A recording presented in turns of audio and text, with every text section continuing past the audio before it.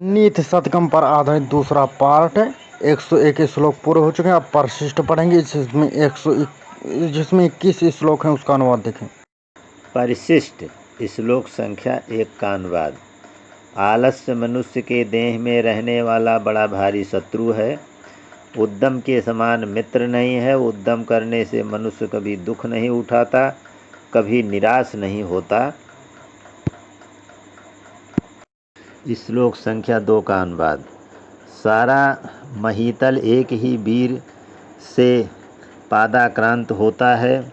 जिस तरह से अति जाज्वल्यमान, अति चमकीले एक ही सूर्य की किरणों से सारा संसार आक्रांत हो जाता है।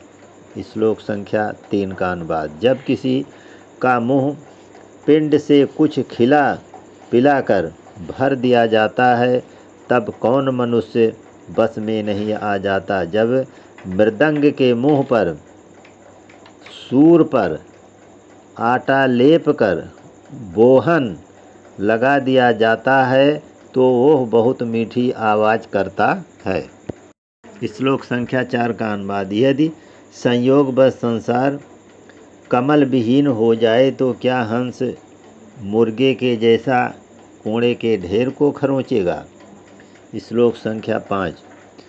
हम एक ही देव कृष्ण या शिव की उपासना करें, हमें एक ही मित्र मिले, राजा या यति, एक ही बास मिले नगर या वन में, और एक ही स्त्री हो सुंदरी या गुहा। श्लोक 6 का अनुवाद। यद्यपि संत जन उपदेश ना भी दें तो भी उनकी सेवा करनी चाहिए। उनके मुंह से जब कुछ बातें निकल पड़ती हैं, वह ही शास्त्र हैं, अर्थात शास्त्रोक्त बातें हैं। श्लोक संख्या 7 का अनुवाद। सत्य वचन मनुष्य का बड़ा भारी भूषण है।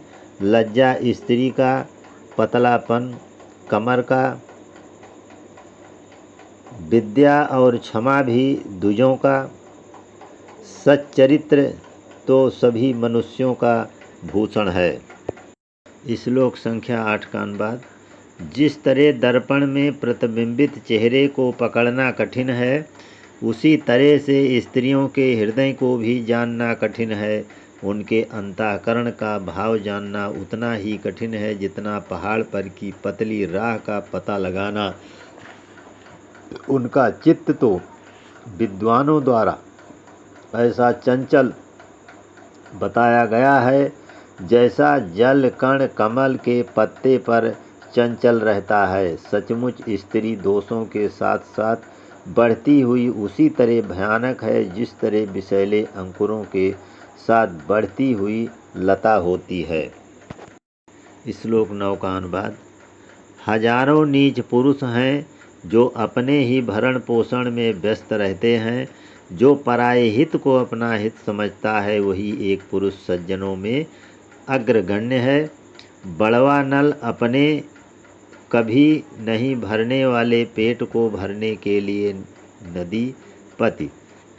बड़वा नल अपने कभी नहीं भरने वाले पेट को भरने के लिए नदी पति समुद्र को सोख जाता है, पर मेघ ग्रीष्म के ताप से संतप्त सागर की गर्मी को कम करने के वास्ते समुद्र को सोखता है, उससे जल खींचकर वृष्टि करता है। श्लोक संख्या 10 का अनुवाद। कच्छप देव जो पृथ्वी को अपनी पीठ पर से अलग नहीं फेंक देते, सो क्या बोझ के मारे उनकी देह में पीड़ा नहीं होती। सूर्य जो कभी निश्चल हो खड़ा नहीं हो जाते, सो क्या उनको कभी थकावट नहीं होती। सो बात नहीं, बात यह है कि प्रशंसनीय पुरुष अपनी अंगीकृत वस्तुओं को छोड़ने में मन में लजाते हैं, क्योंकि स्वीकृत कामों का अंत तक निर्वाह करना सज्जनों का कुल व्रत धर्म है। नंबर 11 श्लोक का अनुवाद। जिनको न विद्या न तप न दान न ज्ञान न शील न गुण और न धर्म है, वह मृत्यलोक में बोझ हैं। मनुष्य के रूप में पशु चरते हैं। श्लोक संख्या 12 का अनुवाद। वनचरों के साथ पर्वतों पर तथा दुर्गम स्थानों में विचरण करना अच्छा है, परंतु मूर्खों के साथ सुरेंद्र के भवन में भी रहना अच्छा नहीं है। श्लोक संख्या 13 का अनुवाद। सच्चरित पुत्र, सती साध्वी, प्रियतमा, प्रसन्न रहने वाला स्वामी, अस्नेही मित्र, नहीं ठगने वाला नौकर, चिंता रहित मन, सुंदर आकृत, चिरस्थायी संपत्ति, विद्या से दे दीप्यमान मुख, यह सब मनुष्य तभी पाता है जब संसार को संतुष्ट करने वाले, सब कामनाओं को पूरा करने वाले हरि प्रसन्न होते हैं तब।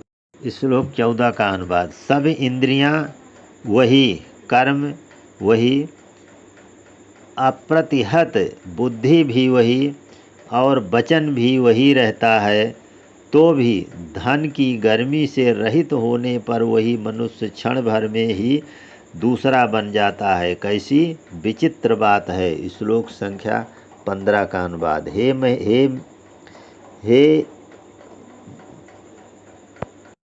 हे मेघवर, कौन नहीं जानता कि तुम चातकों के आधार हो, चातकों को पोसने वाले हो, तब क्यों तुम हमारी करुण प्रार्थना की प्रतिज्ञा करते हो। श्लोक संख्या 16 का अनुवाद। रे मित्र चातक, सावधान मन से मेरी बातें सुनो। आकाश में बहुत से मेघ हैं, पर सब ऐसे ही नहीं हैं। कुछ अपनी वृष्टि से पृथ्वी को भिगो देते हैं और कुछ व्यर्थ ही गरजते गरजते रहते हैं। इसलिए जिस जिस को देखो उसी उसी के सामने अपना दीन वचन मत बोलो, सभी को अपनी कातरोक्ति मत सुनाओ। श्लोक संख्या 17 का अनुवाद। उस स्वर्ण पर्वत से क्या या उस चांदी के पहाड़ से क्या लाभ, जब वहाँ पर के वृक्ष निरे वृक्ष ही बने रहते हैं, जैसे कि तैसे ही रह जाते हैं। हम मलय पर्वत को ही मानते हैं, उसको सराहते हैं, जहाँ रहकर कंकोल, नीम और अर्जुन वृक्ष भी चंदन हो जाते हैं। श्लोक संख्या 18 का अनुवाद। हाथ से मारने से गेंद ऊपर उछलता है, प्रायः साधु पुरुषों की विपत्ति क्षणकालीन होती है, बहुत दिनों तक नहीं रहती है।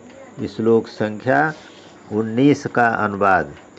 मनुष्य जो फल भोगते हैं वो फल उनके कर्म पर निर्भर रहता है। जैसा भाग्य में बदा रहता है मनुष्य की काम करने की बुद्धि, वैसे ही होती है।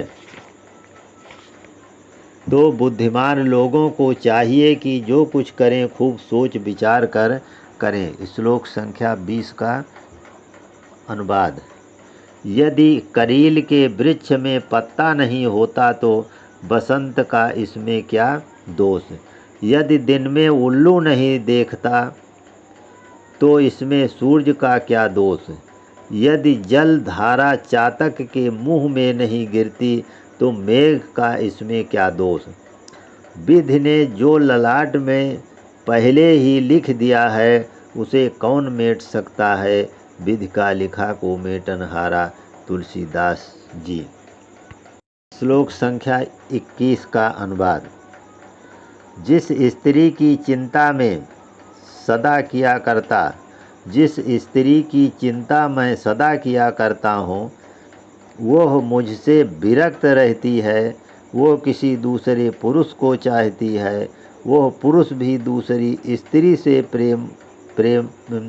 प्रेमासक्त है। कोई दूसरी हमारे लिए तड़प रही है, उस स्त्री को धिक्कार है, उस पुरुष को धिक्कार है, कामदेव को धिक्कार है और धिक्कार है इस स्त्री को और मुझको।